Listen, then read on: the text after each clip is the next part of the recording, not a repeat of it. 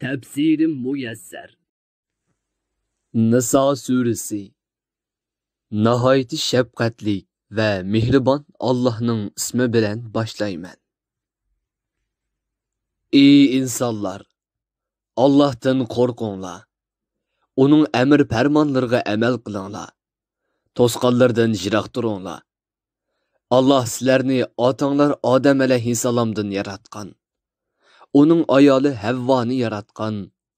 Bu ikisinin neslinden dünyanın her taraflarına köpligen erler ve ayollarını tarqatkan zattır.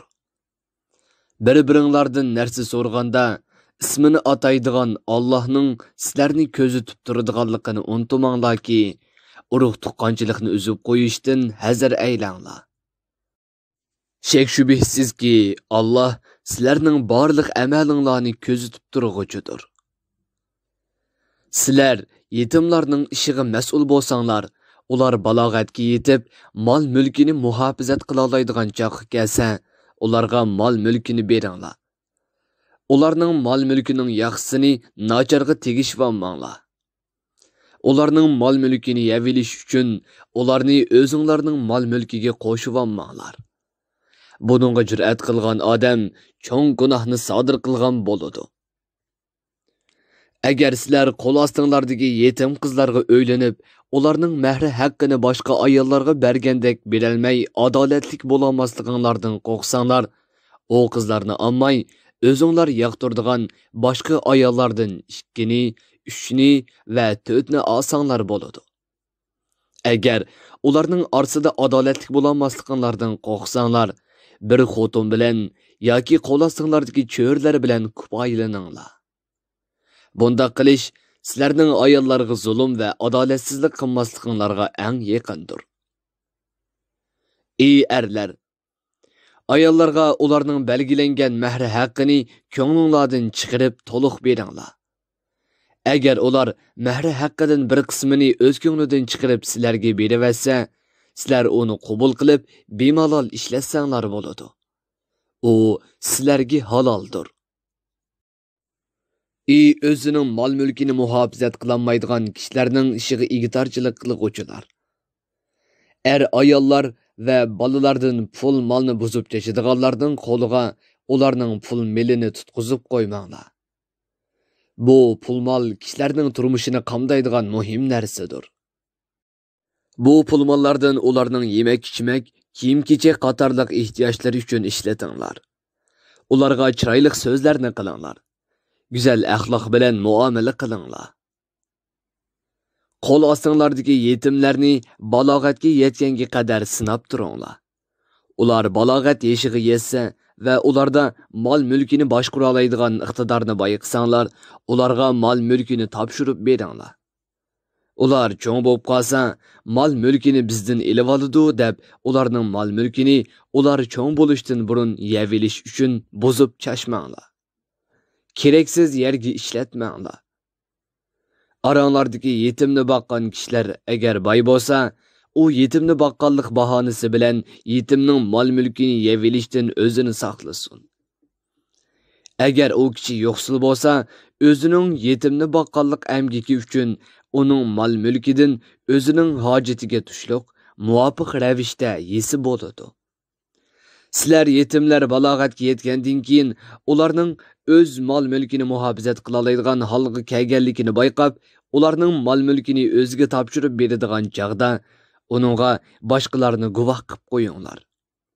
Bu haq huquqlarning o'z joyiga yetganligini kafolatlantirish va keyincha ularning tenib olmasligi uchundir. Allah'ның sizlarni ko'zi tutturadiganligi va sizlarning barliq amallaringlardan to'liq hisob elishi sizlar uchun yetarlikdir. Ota-onasi va tuqqanlari qoldirgan mirosda erlarning hassi bor. Erlar mayli cho'ng bo'lsin yoki kichik bo'lsin, miros mayli oz bo'lsin yoki ko'p bo'lsin, har bir odam Alloh belgilab bergan hassini oladi. Ayollarmi shundoq. Mirosni taqdim qiladigan chaqda meyitning mirosidan nasibasi bo'lmagan urug' tuqqanlari yoki yetim, ya'ni balog'atga yetmasdan otasi vafot bo'lgan bolalar va yo'qsullar hozir bo'lsa, mirosni taqsim qilishdan burun ularga oz to'la bir narsa beringlar. Ularga chiroyli gap qilinglar. Aziyat bermanglar. Agar orqasida chorasiz narsida bolalarini qo'yib ketgan bo'lsa, ularning zulmga uchrishidan va haq huquqining zoyi bo'lib ketishidan ansiraydiganlar qo'l ostidagi yetimlar haqida Allohdan qo'rqsin. Ularni yaxshi tarbiyalasin. Ularning mol-mulkini yaxshi qo'g'dirsin. Ularni ziyon zahmatlardan qo'g'dirsin va ularga to'g'ri va haq gapni qilsin. Yetimlarning mol-mulkiga qo'l uzatib, uni nohaq yavaladiganlar shubhisizki qiyomat kuni qo'rsqida yalqunjab turadigan o'tni yeydi va lavildab turgan do'zax o'tiga kiradi.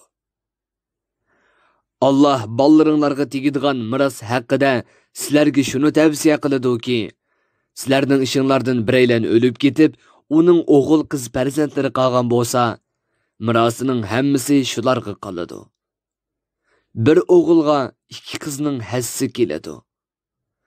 Agar mayitning qiz farzandlari bo'lib, ular 2 yoki 2 dan ko'p bo'lsa, u chaqda ularga mirosning 3 dan 2si tegadi. Agar varis birli qiz bo'lsa, uningga mirosning yarmi tegadi. Agar mayitning bolalari bo'lsa, bu chaqda uning ota-onasining har biriga mirosning 6 dan 1 tegadi. Agar mayitning bolalari bo'lmay, mirosga faqat uning ota-onasi varislik qiladigan bo'lsa, bu chaqda uning onasiga mirosning 3 dan 1 tegadi. Qolgani otasiga qoladi. Agar mayitning ota-onasidan boshqa yana qarindoshlari bo'lsa, onasiga mirosning 6 dan 1 tegadi. Qolgani otasiga qoladi. Qarindoshlariga hech narsa tegmaydi. Bu taqsimot mayitning vasiyati uning qoldirgan mirosining 3 dan 1 dan o'rindalgan va qarzi bo'lsa to'lanib bo'lgandan keyin elib beriladi. Sizlar miros belgilangan ota-onanglar va bolalaringlardan qaysining dunyo va oxiratda manfaat jihatda sizlarga eng yaqin ekanligini bilmaysizlar. Shunga sizlar ularning birini biridan ustun ko'rmanglar. Sizlarga qilgan bu tavsiya Alloh tarafidan bekitilgan o'lchamdir. Sheksizki Alloh bandalarining ahvolini bilib turg'uchidir. Ularga belgilab bergan narsalarda hikmat bilan ish qilg'uchidir. Ey erlar, ayollaringlar vafot bo'lib ketib, ularning o'g'il yoki qiz bolalari bo'lmasa, bu chaqda ular qoldirgan mirosning yarmi sizlarga tegadi. Agar ularning bolalari bo'lsa, ular qoldirgan mirosning 4 dan 1 sizlarga tegadi. Bu taqsimot mayitning vasiyati o'rindalgan va qarzisi bo'lsa, to'lanib bo'lgandan keyin amalga oshadi. Ey erlar, sizlar vafot bo'lib ketib, sizlarning bolalaringlar bo'lmasa, bu chaqda ayollaringlarga sizlar qoldirgan mirosning 4 dan 1 tegadi. Agar sizlarning bolalaringlar bo'lsa, bu chaqda ayolinglarga sizlar qoldirgan mirosdan 8 dan 1 tegadi. Sizlardan keyin qolgan ayollaringlar 1 dan ko'p bo'lsa, 4 dan 1ni yoki 8 dan 1ni o'z orasida tangdan bo'lishadi. Agar birli ayol bo'lsa, hammani o'zi oladi. Bu taqsimot mayitning vasiyati o'rindalgan va qarzi to'lanib bo'lgandan keyin amalga oshadi. Agar miros qoldiruvchi er yoki ayolning otasi yoki bolasi yo'q bo'lib, uning faqat ona bir qarindishi yoki ona bir hamshirisi bo'lsa, ularning har biriga mirosning 6 dan 1 tegadi. Agar miros qoldiruvchining ona bir, ota boshqa qarindoshlari va hamshirlari birdan ko'p bo'lsa, u chaqda mirosning 3 dan 1 ularning orasida tangdan taqsim qilinadi. Bu taqsimot mayitning vasiyati o'rindalgan va qarzi bo'lsa to'lanib bo'lgandan keyin amalga oshadi. Miros qoldiruvchi odamning vasiyati varislarga ziyon yetkazmaydigan bo'lishi kerak. Bu Alloh tarafidan sizlarga qilingan tavsiyadir. Alloh bandalariga nimaning foydali ekanligini obdan bilguchidir. Ularni jazolashga oldirib ketmaydigan zotdir. Ani shular Allohning yetimlar, ayollar va miros haqida belgilgan ilohiy qonunidir. Kimki bu qonunga amal qilib Allohga va uning payg'ambariga itoat qiladi ekan, Allah uni qasrlarining ostidan va dal-daraxtlarning orasidan o'stanglar eqib turadigan jannatlarga kirgizadi. Ular shu jannatlarda mangu turadi. Uningdan hargiz chiqarilmaydi. Bu katta muvaffaqiyatdir. Kimki Allohning qonunlarini inkor qilib yoki uning qonunlariga amal qilmay, Allohga va uning payg'ambariga osiylik qiladi ekan, Allah uni do'zaxga kirgizadi.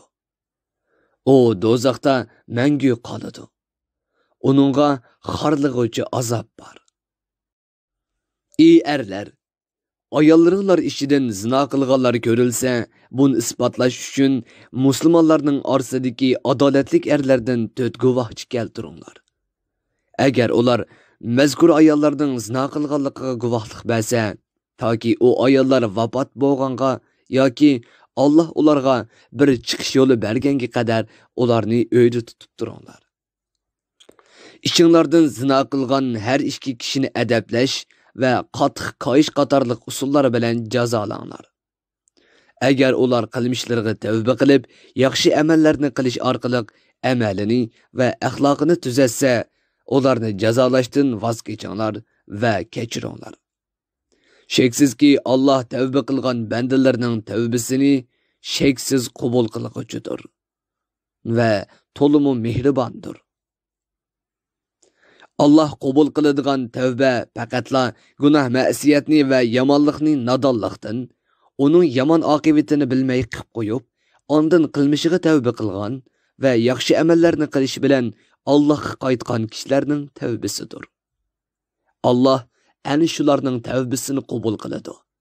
Allah bandalarning ahvolini bilib turg'uchidir. Taqdir va tadbir ishlarda hikmat bilan ish qiluvchidir. Davomliq yomon ishlarni qilavergan, o'lim kelganga qadar qilmishlardan yonmagan va Rabbiga qaytib tavba qilmagan, faqat beshiga o'lim kelgan chaqdala endi tavba qildim deganlarning tavbasi qabul qilinmaydi. Shuningdek, Allohning birligini va Muhammad alayhisalomning payg'ambarligini inkor qilib, kofir peti o'lguchilarning tavbasi mo qabul qilinmaydi. Ana shularga qattiq azob tayyorladik.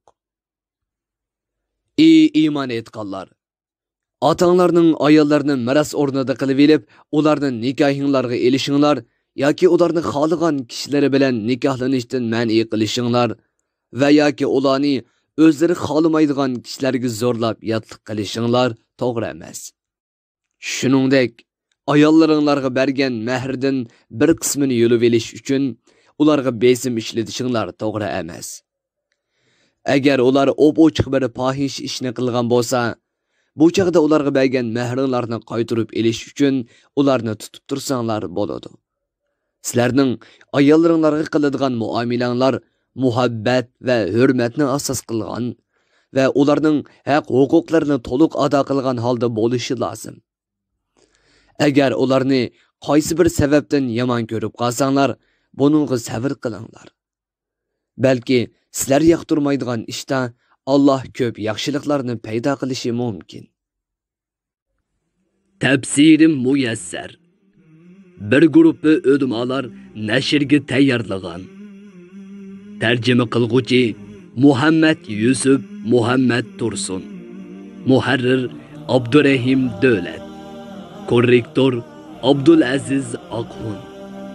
2020 yanvar 1 nashri. Teklimakan Uyg'ur nashriyoti tarafidan nashr qilingan. Mikrofon oldida İmran Abdug'ani Sadai. Bu asar avlod detallarida tarqitildi.